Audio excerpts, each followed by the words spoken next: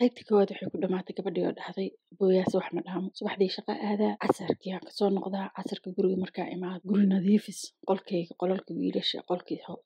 sodohday nadiifis jikada nadiifi musqusha nadiifi intaas markaa dhamaysid kadib haddana cashada kari qolkayga xataa nadiifadiisa waxay ku xiran tahay sodohday waqtigay kasoo baxdo haddii casarka markaa imaado ay kasoo baxdo kheyr haddii kale cishihii markay kasoo baxdo salaada cisho la tukanaya markaasaan nadiifinaa saacadihii waa igu sii badanayaan subaxda aroorta hore saa u baxo bas guriga waxaan ka baxaa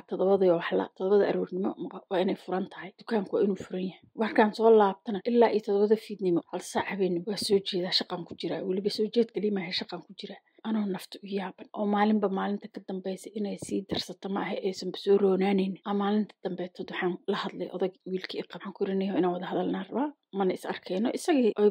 maalinta ka dambaysa sii darsanayso oo wiilka isaga laftirkiisa qabay uusan guriga soo hoyanaynba oo bilaabay sheeko ah subaxdii baxaa shaqada markuu ka soo baxo fiidkii shaqada ka soo baxaa shaqada saas markuu uga soo baxo saaxiibadiisu raacaaba maqaayadahu fariisanaa banooniyo soo fiirsanaa guriga wuxuu imaanaa 10 fiidnimo 4 saac habeenimo 5 saac habeenimo ani 5 saac iyo 4 saac waa jiifaa oo ay saakay salaadii subax saac u kacay waay oo marmara laga yaabaa inaan ani isaga ayna isbuuc is arkinba yani waa is aragnaa waa is agjiifna laakiin ayna wada hadal message ina isu dirna ma ahay si kale aan wada hadal maalinta nafta markaan u yaabay isagii uusan meesha joogin amoodidba aniga guriga in la ii keenay naag aroosaba ma ahay guriga la ii keenayba inaan hooyadii jaariyad u noqdo reerku u adeego aan telefoon u diro subaxdii markaan shaqada aaday waxaan ku dhahay niyahow haddii ilaahay nafta nagu simacaa markaa shaqada kasoo baxday inaan is aragnaa rabnaa banaanka aadayna ani adigoo wada cashaynayna maya meelablaaya aadaa saaxiibka ma jirtaan ku iri saaxiibka iyo meelablaaya iyo meela aadaysa ani adigoo wada fariisanayna waa wada hadlaynaa hayuu yiri casarka markaan shaqada ka imid gurigaan nadiifiyo waxaygaan kala samaystay maqribkii markii la adamin albaabkan ka baxay anoo casho karinba casho ma karinaysa waxaan ku dhahay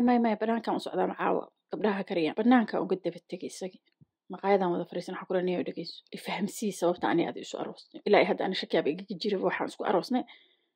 shakigana adaa dhaliye bal niyo ifahamsii waxaan isu aroosnay maxaa ka wadaa maxaan isu aroosnay soo isma jeclin jacaylka macnihiisa muxuu yahay jacaylka ma inaa intay soo wada guriga hooyada ay keentid oo aan jaariyad noqdo adigana aad magaalada dhinac ka gashida ma fahmin jacaylka ifahamsii anaa malaha waxay iga qaldan yihiin adiga maba ahaba sheekada anaa waxay iga qaldan yihiin bal horta ifahamsii jacaylka macnihiisa niyo maya jacaylka waa isjecelnahay dad isjecelaanahay dad ehelaanahay dad walaalaanahay dad saaxiibaanahay kanaanahay dadadada 120 af soomaaliyo aad u waaweyn oo laakiin midkoodna uusan ka jawaabin su-aasha aan wiilkaas weydiiyey oo ku hadlay markuu arkay inaan su-aasha ku noqnoqonayo oo aan meel uga noqonayn wuxuu dhahay ifahamsii maxaa dhibka jira waxa waayaan ku dhahay subaxdii shaqa aadaa soo maha casarka markaa imaado qolka inaan nadiifsado guriga reerka intiisa kala nadiifiyo cunto kariyo ma samayn karaan ku dhahay salaad subax sida loo soo kaco ilaa iyo habeen 1 saac 2 saac shaqa ma ku jiri kari dul xamile iguma yaalo tan xigtaan ku dhahay aniga adiga ma bis aragnaba subaxda adoo jiifaan baxa oo ani 1 saac iga dambaysa habeenkina anoo jiifaa timaadaa ifahamsii marka aniga adiga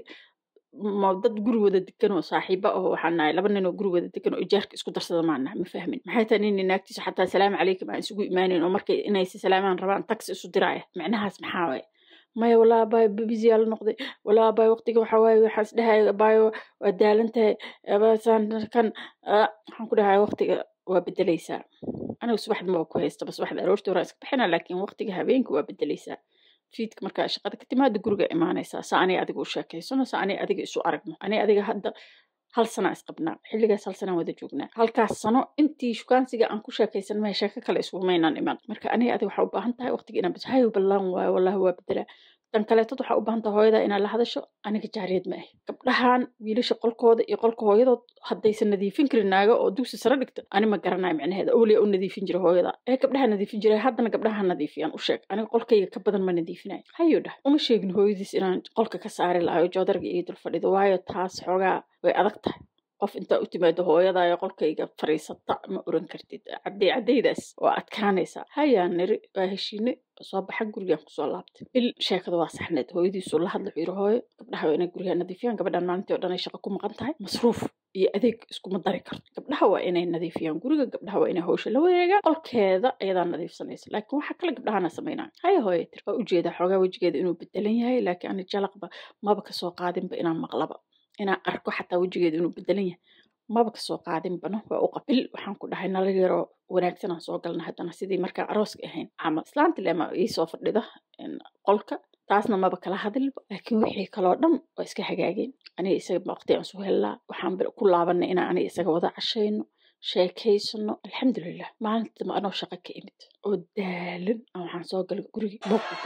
buuq kacsan yahay waa taqaanaa guri 5 naagood isugu yimaadeen beelidiisa xaafad shanaada laga maqlaa weliba 5 naagood oo yaryar islaamaha waaweynka waa xishoodaan waqti 5 naagood oo yaryar waxaan leeyahay guriga maxaa way arbush haddaan codkii raacay qolkayga waayo qolkayga waxaa fadhiya islaantii oo sariirta fadhida iyo gabdhihii isaga la dhashay iyo 5 gabdhood oo kale oo duruucda qolkayga armaajooyinkayga inta laga soo saaray sariirta ay saaran yihiin oo naag walba dirac ku jooqaysanta goor ay fiilooyin iska kaytaabteen oo intaa xanaaqay indhaha madoobaada inaan garan waay maxaa samaynaysaa ku dhaqan islaanta ma fiirin gabdhihii baan fiirin maxaa samaynaysaa ku dhahay maya diraca aroosku aadna diyaarsanoona dirac anima idin dhahan ku dhahay diracda diyaarsada mise anaa idin dhahay qolkayga imaada oo duruuc ka gashta